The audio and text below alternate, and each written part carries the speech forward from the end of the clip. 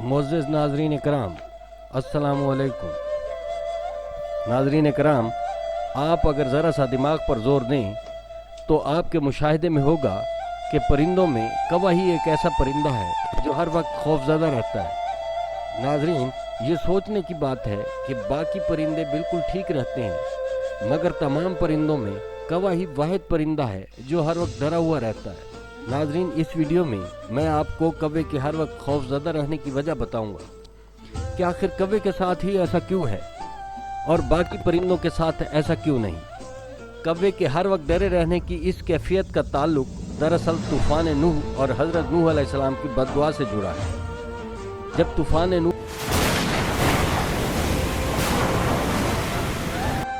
आया तो हज़रत नूह अलैहिस्सलाम की कश्ती इस तूफ़ान में महीनों चक्कर लगाती रही। कश्ती नूह मक्का मुकर्रमा में दाखिल हुई और खाना काबा के गिर्द 7 बार तवाफ़ किया और फिर हुक्म खुदाबंदी से कश्ती नूह जूदी पहाड़ी के पास जाकर ठहर गई। यह जूदी पहाड़ी इराकी शहर जजीरा में वाक़ है। जब तूफ़ान थमा तो हज़रत नूह अलैहिस्सलाम ने ज़मीन की खबर लाने का इरादा फरमाया तो सबसे पहले मुर्गी आगे बढ़ी और कहा कि ज़मीन की खबर लाने के लिए तैयार है।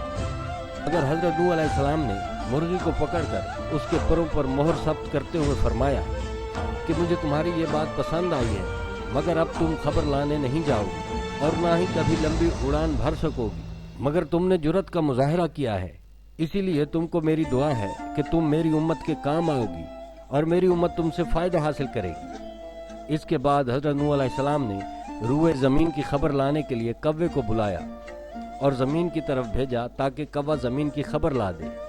मगर कौवा जब ज़मीन के करीब पहुंचा तो एक मुर्दार देखकर नीचे उतर आया और उसे खाने लगा और वापस नहीं आया। हज़रत नूह अलैहिस्सलाम ने जब देखा कि कौवे को काफ़ी देर हो गई है और वापस नहीं आया तो हज़रत नूह अलैहिस्सलाम ने इल्हामी कैफियत से पता लगा लिया कि कौवा मुर्दार को खा रहा है और अल्लाह के नबी का हुक्म और वापसी भूल चुका है।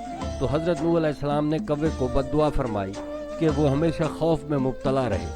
चुनाचे उस दिन से लेकर आज दिन तक कौवे को कहीं पनाह नहीं मिली और हज़रत नूह अलैहिस्सलाम की बद्दुआ की वजह से कौवा अब ता क़यामत खौफज़दा और सहमा हुआ ही रहेगा और उसे कभी भी चैन नहीं आएगा, क्योंकि इसने एक बरगुज़ीदा नबी की हुक्म अदूली की है, जिसकी वजह से अल्लाह के नबी को गुस्सा आ गया और उन्होंने बद्दुआ फरमा दी।